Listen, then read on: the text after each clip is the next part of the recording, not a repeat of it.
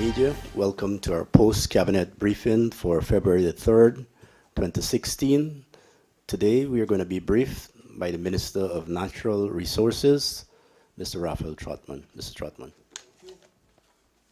Good day, everyone. Thank you, Mr. Archer. Again, apologies for the delay. Today's briefing will cover 7 areas that Cabinet discussed and disposed of yesterday. First is that Cabinet was briefed on continuing El Nino weather conditions and government's response. Secondly, the crime situation and how it is being confronted and overcome. Thirdly, Cabinet was briefed on early childhood development in Guyana, a joint UNICEF and Ministry of Social Protection project. We also approved the establishment of a training center for children and youth with disabilities. Fifthly, Cabinet gave its no objection, of course, and its good tidings to our Vice President and Minister of Indigenous Peoples Affairs, or blessings rather, for him to attend an Indigenous Elders Conference in Canada. Sixthly, we approved participation in a regional workshop on national broadband strategies. And the 7th matter I will speak to you on is that Cabinet also agreed to the reconstitution of the Fire Advisory Board. So firstly, the Minister of Agriculture, Honorable Minister, briefed Cabinet about the ongoing El Nino weather conditions that continue to affect all regions of Guyana. He highlighted the plight of farmers on the coastland who are in dire need of water for their crops. Especially hard hit, of course, we know is the rice industry, where many farmers are just unable to plant the current crop. The situation was also reported to be grave in Region 9, where there continues to be an acute shortage of water. The Honourable Minister reported that the Civil Defence Commission has activated the National Response Mechanism to address this shortage of water in the affected regions. The Guyana Water, Inc. has also issued an advisory for citizens to conserve water, especially in the city, because the level of water in the conservancy has dropped considerably. I should add that tomorrow the CDC will brief the entire Cabinet at 2 p.m. at the CDC, rather on Friday at CDC on Thomas Lands. Secondly, the Honourable Minister of Public Security and Vice President reported to the Cabinet on matters relating to crime and security. He informed Cabinet that there was a general reduction in crime between January 23rd to 29th, that is the week ending on the 29th of this 2016 this year, during which period there were 27 reported serious crimes. There were also 21 road accidents, but up until then there were no fatalities. With special reference to narcotics, the Honourable Minister informed Cabinet that the police were responsible for a total of 402 kilograms and 491 grams of cannabis being seized and 10 persons being charged. 737 grams of cocaine were also seized and 4 persons were charged following those seizures. The Guyana Police Force also destroyed 4,000 cannabis plants and 45 kilograms of dried cannabis in the backlands of the west coast of Demerara.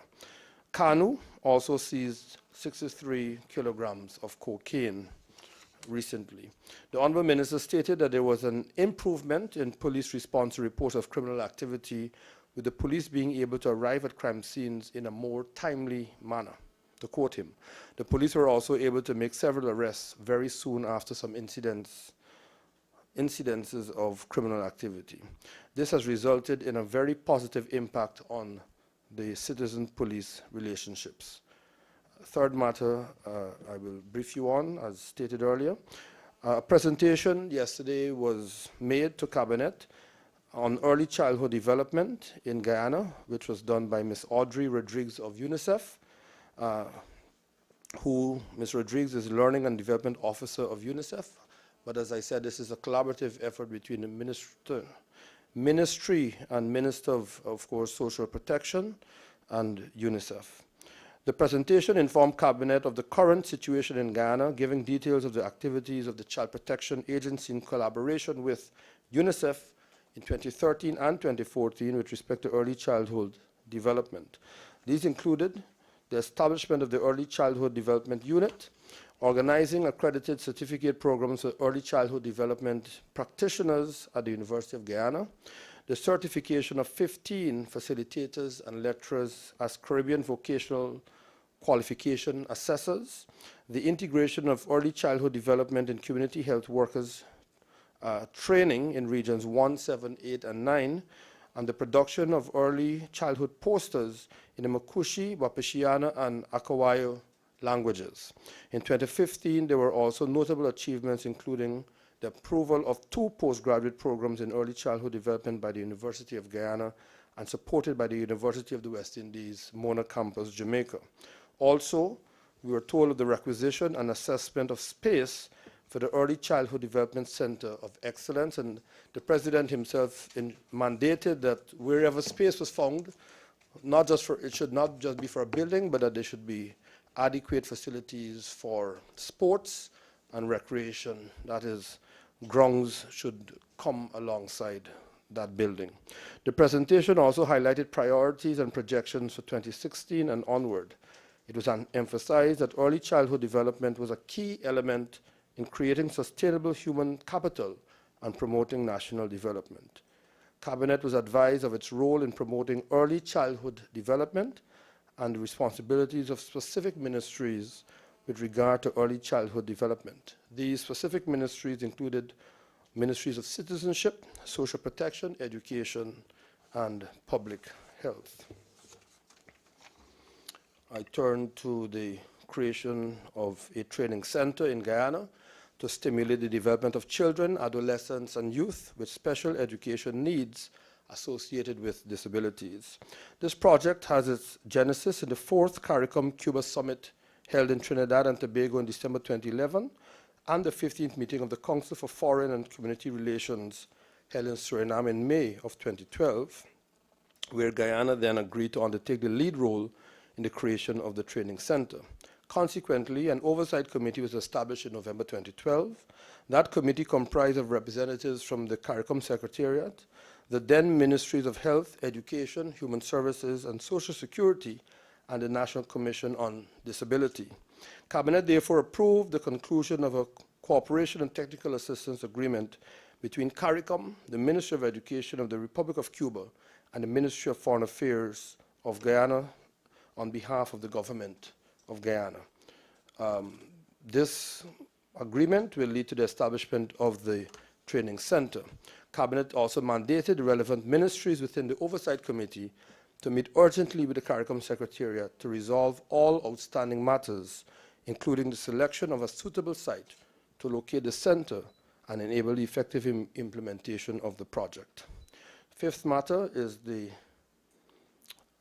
attendance of Vice President and Minister of Indigenous Peoples Affairs, the Honorable Sidney Alicock, at an Indigenous Elders Conference to be held at Trent University, Ontario, Canada, from February 26th to 28th of 2016. This conference, to be held under the theme, Rekindling the Fire, Reconciliation and the Way Forward, will bring together Indigenous leaders for communities throughout Canada and further afield in other parts of the world where there are, of course, Indigenous communities, to share their traditional experiences. The Honorable Vice President and Minister of Indigenous Peoples Affairs was invited to the conference to present a keynote speech on the Government of Guyana's work in supporting the development of our Indigenous communities. Sixth matter, Cabinet approved the participation of the Ministry of Public Telecommunication. As you know, we have a new ministry headed by Minister Hughes, at the Inter-American Development Bank and the Caribbean Association of National Telecommunication Organization, CANTO's 4th Broadband Infrastructure Inventory and Public Awareness in the Caribbean workshop, a very long title for a workshop. This workshop is being held in Port-au-Prince, Haiti, beginning today and continuing tomorrow. And the Ghana delegation consists of the Honorable Catherine Hughes, Minister of Public Telecommunication, and Mr. Lance Hines, who is advising the Minister of Public Telecommunication. The workshop will be focused on public policy recommendations for the design of national broadband strategies and the next steps that are to be taken. It will also provide an opportunity for the members of Canto and key ICT ministers, policymakers, and regulators to share perspectives and ideas on ICT issues in the Caribbean. Lastly, Cabinet approved the reconstitution of the Fire Advisory Board in accordance with the provisions of the Fire Prevention Act, Chapter 2201 of the Laws of Guyana. That new board will be headed by Dr. Garvin Cummins as chair, and will comprise as well Mr. Marlon Gentle, well-known firefighter himself, Ms. Felicia Adams, Mr. Joseph Coddett, Mr. Howard Cox, Ms. Jermaine Stewart, Ms. Bernadette Adams, Mr. Ian Cox, Mr. Hemraj Sani Chandra, Mr. Ronald Barclay, and Mr. Gordon Smith.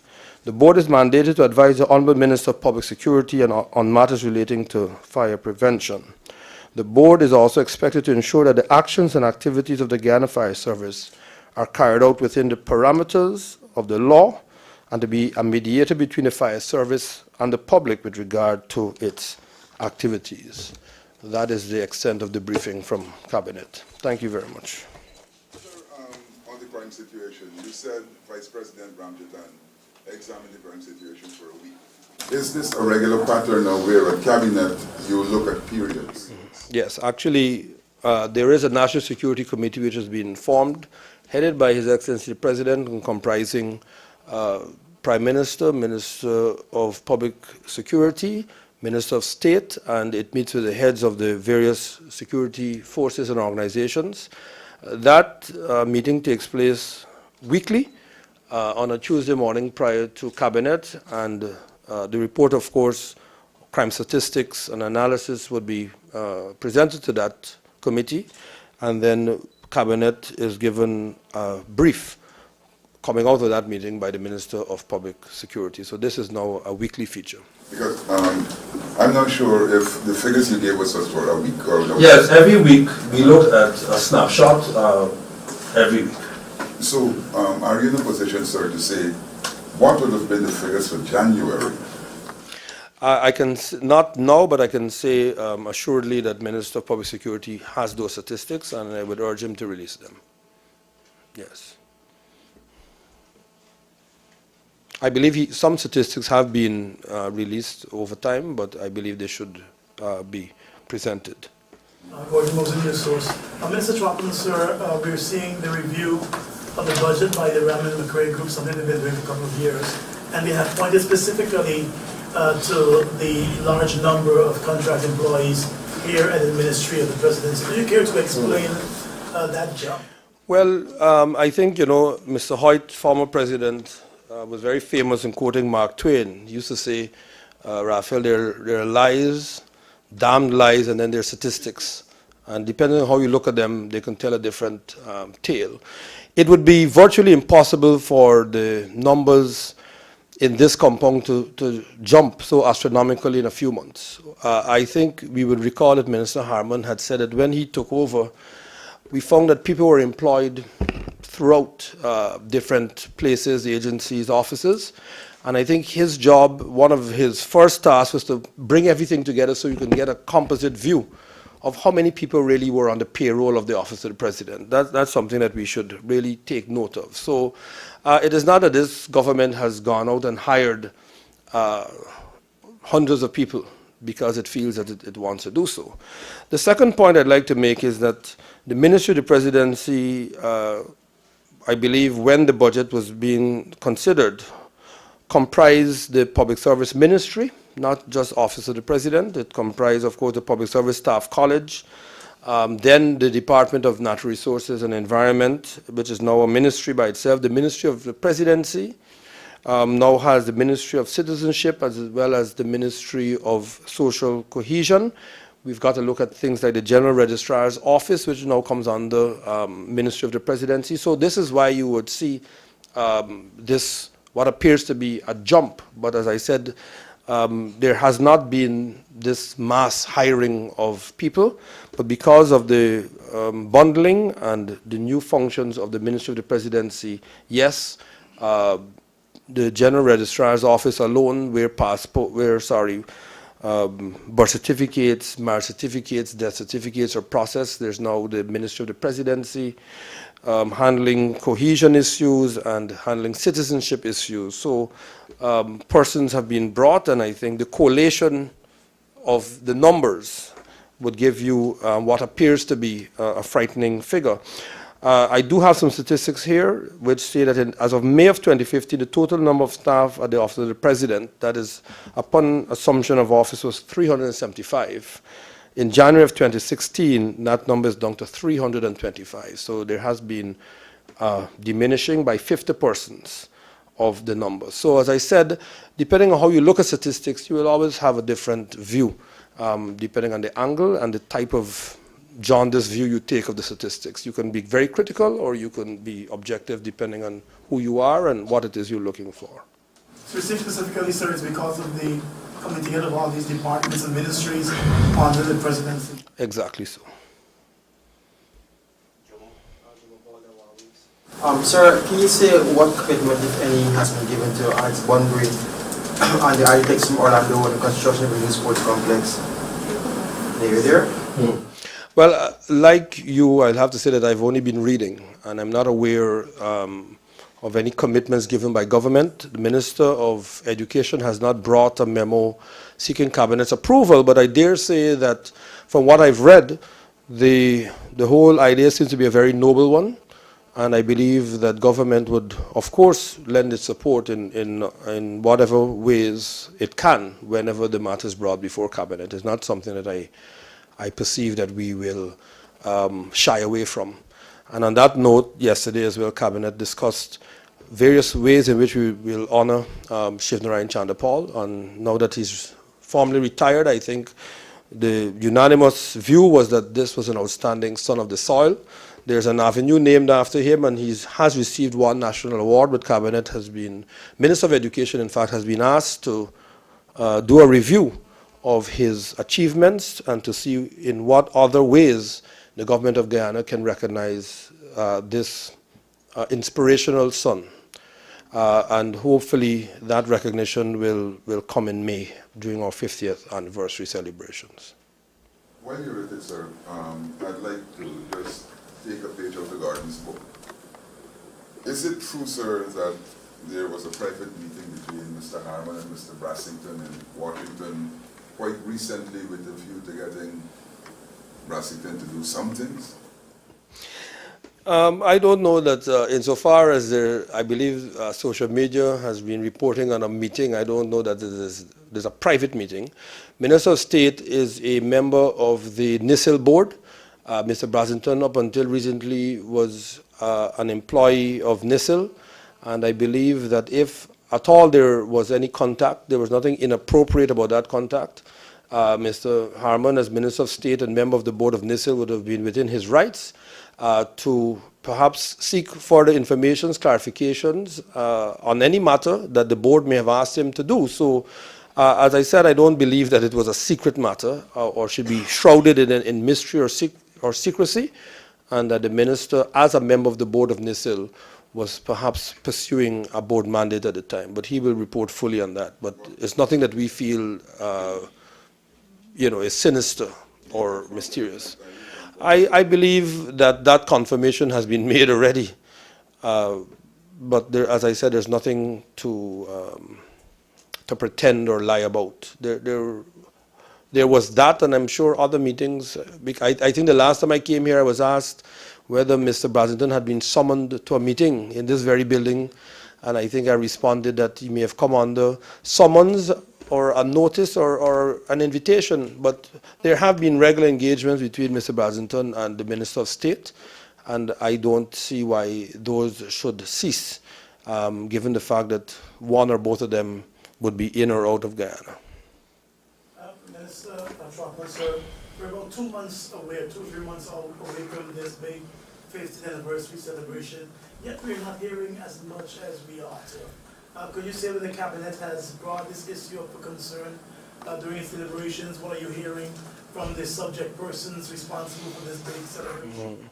Well, I think at the beginning of the year, if I may recall, Cabinet did have a full briefing on where things stood. I believe some references were made to the event, the launch at the square not so far from here. And there was a critical review. Some persons pointed out that we fell short in some areas, and some pointed out that we had done well in others. And the Minister of Education, in fact, both ministers being present, were charged to ensure that all was going well. I can say that last week I visited Minister Henry and found her, of course, with quite a large boardroom with a large gathering of people. So I know that work is proceeding assiduously, and in time we'll hear more. Was the government satisfied with the pace of that work? I think government is generally satisfied, but of course there is a sense of urgency, and there are competing matters. There's the budget. We're in an El Nino drought situation. You put on your television, you see that Zika is spreading rampantly throughout the world. So there are competing things for our attention, and I believe that we should allow time and the organizers to do their work. Mr. Trotman, I just have 3 questions. Given the poor performance of the forestry sector last year, is government inclined to grant the 2-year request of Baishan-Lin for the extension?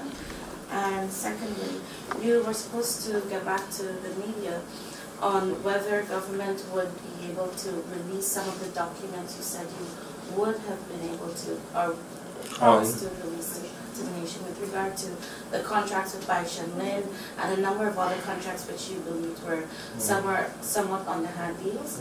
And lastly, there have been some concerns by letter writers that Mr. Mahendra Sharma, who was on the PP's list, is still holding some position at GA. Could you explain what's going on? Okay, well, let me start with the last, that is GA. GA comes under Minister of Public Infrastructure. Secondly, it is not the objective or intent of this government to witch hunt. So because your name is Mahendra Sharma, we will remove you from office. If you are functioning, we will keep you. And then the other matter is that when one takes over government, it would be foolhardy to sweep everyone away, because in a sense you would be sweeping the legs out from under your own government. So I don't know that the presence of Mr. Sharma or anyone simply because of a name or whatever in and of itself should disqualify them. But that, as I said, a fuller brief will be given by Minister of Public Infrastructure on that. On the issue of documents, I think I've said time and time again that these agreements had been inked by the former Minister of Finance, Ms. Dr. Ashni Singh, with Baishan-Lin and others. They're investment agreements, and therefore it would be for the Minister of Finance to make the decision whether, how and when they will be made public, not the Minister of Natural Resources or any other minister, because he has now assumed responsibility for those investment agreements, and it would be his sole prerogative to make that decision. Thirdly, as I said, Baishan-Lin had indicated that it wished an extension, but no follow-up documents were submitted to support that request. And so at present, there's no request to consider because there's not been a formal request for an extension of 2 years. Minister, when I thought what happens, if we can go back to the 300 cricket celebrations, would you be able to say if a percentage of that $300 million is going towards the work at Broadband Park? And also how much money has been expended so far on the work currently ongoing? I have no doubt that some of the 300 million will be used at Durban Park. In the exact figure, I believe, will be presented later on. But I believe that we all would recall that the private sector has also been supporting the work at Durban Park. But indeed, the government should and make the figures available, and the people are entitled to know what the total contributions are. So the work at Durban Park is really a joint private sector Government of Guyana project. But in due course, and I hope and expect that not as in next year, that will be forthcoming. Only yesterday we were able to consider the audits for Carifesta and and sometime soon we'll do those for the World Cup. So those are still being reviewed. So we expect that within a matter of months, information will be available and not a matter of years or decades. Taking back to what 2016 year is, there was some mention of an engagement with the proprietors of Hope Beach Wind Farm for government to buy energy from them at, I think it's 14 cents. 14 cents per kilowatt hour. They didn't give us specific. They just said half. Half what they're paying right now. There's been some criticisms on that decision, saying it's a conflict of interest, given that this man, what's his name, Floyd Singh, is a known financier of the Alliance for Change. Well, I don't know. I don't expect anything but criticism from the opposition. And I think that if we say we're bringing in a railway system, they're going to criticize it. If we say we're bridging the Quarantine River, they're going to criticize it. At the end of the day, if we have projects that can stand the scrutiny of your assessment, the public's perception, I see no difficulty. There's no government in the world, and especially where you have small societies and communities like ours, where some accusation or the other will not be made. And I'm sure if we were to go to Trinidad and Tobago, or if we were to stay right at home and look at the last government, did any friend of any person in any government win any contract for anything? Was it properly won? We don't know. Did that person make any contribution to any political party? Let us say that they, I wouldn't call any names, but at the end of the day, the private sector in every country weighs its options whenever it comes to elections, and most, as we know, support the major political parties. Because in a sense, they are saying that we're not going to get involved, but you've come to us for assistance. We give both. Some they give more to, some they give less to. And in a sense, it is their way of making a kind of an investment. That is the way it is done throughout the world. And we all have friends and associates, but like I said, I'm not aware of the specific allegation, but the allegations will come. What is more important is the proposal one that is in Ghana's best interest. Can it supply power through wind at Hope Beach to the national grid and bring the cost of electricity down, and also provide a more reliable supply of electricity to the nation? And if those answers are yes, and the contract is done in such a way that it passes public scrutiny, what should we do? Say no? I don't think so. Then we'll have one more question. Just one more question. Sir, is government at all worried about the fact that the opposition is yet to nominate some of its persons for a lot of these boards? And are you worried about whether this is going to have implications for the sort of political inclusiveness you're trying to achieve? Well, no, we're not worried. The whole issue of political representation on boards came out of the 2001 engagement, bilaterals after the 2001 elections. Then the PVP Civic was convinced to open some space, and invariably it was just one space to the then PNC. We have sought as a responsible government to keep one space open on most of the boards, at least the important ones, for the parliamentary opposition. It is for the parliamentary opposition to say that they are prepared to take up those spaces or not. We have not laid down any conditions for those spaces to be allocated. We've just said for the leader of the opposition to name a nominee on behalf of the parliamentary opposition. We haven't said that it must be a man, a woman, age, or anything. It is the sole discretion of the opposition. And the question as to whether or not this will harm inclusivity really should be put to the opposition, not to the government, because we have done our part, we have kept a promise, and we have shown that we are interested in inclusive governance. Martin. Sir, on the Zika, I want to know, we had a call from the former Minister of Health, Minister Leslie Ramsamy, who's saying that maybe the government should review going back to the use of DDT. There half and half researchers who for and against. I wanted to know if from a health perspective, if government is considering engaging health experts in going this route to get it. Of course, we will keep everything and all things under review as we prepare for hopefully what will not be an eventuality. Minister of Public Health just returned a few days ago from a PAHO meeting in Trinidad. So first thing is that nothing Guyana does in its response will be inconsistent with both international and regional standards, and that includes what chemicals are used and how they're dispersed. And so this fear-mongering that former ministers want to create, we condemn it. And if the minister is as responsible, or the former minister rather is as responsible as he's pretending to be, let him make an appointment to see the current minister so that they can collaborate and sit together and deal with this problem instead of calling up the press. And as I said, spreading fear. If you are so responsible and so concerned, meet with the current minister and says, here I am as a citizen of Guyana, a patriot. I've seen what's happening around the world. I'd like to offer my help and assistance. But as I said, we're not acting alone, and the Minister of Public Health and all of the health officials are working together. Only this morning, the Ministry of Natural Resources calling all the heads of agencies, because the hinterland comes under, of course, that ministry, and we are working with the Ministry of Public Health to ensure that we play our part as well. National parks, the GGMC, forestry, EPA, and of course as environment. So we're all working together.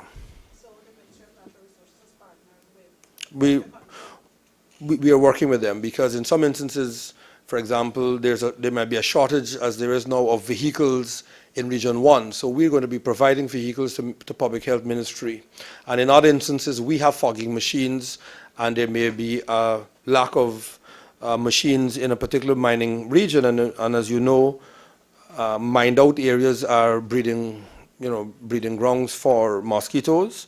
We are also calling on mining companies, large and small, to play their part in ensuring that their mining camps are sprayed, and particularly the larger mining companies. We are asking them to take care of their camps and contiguous communities and mining camps that are nearby. So it's a collaborative effort that started this morning.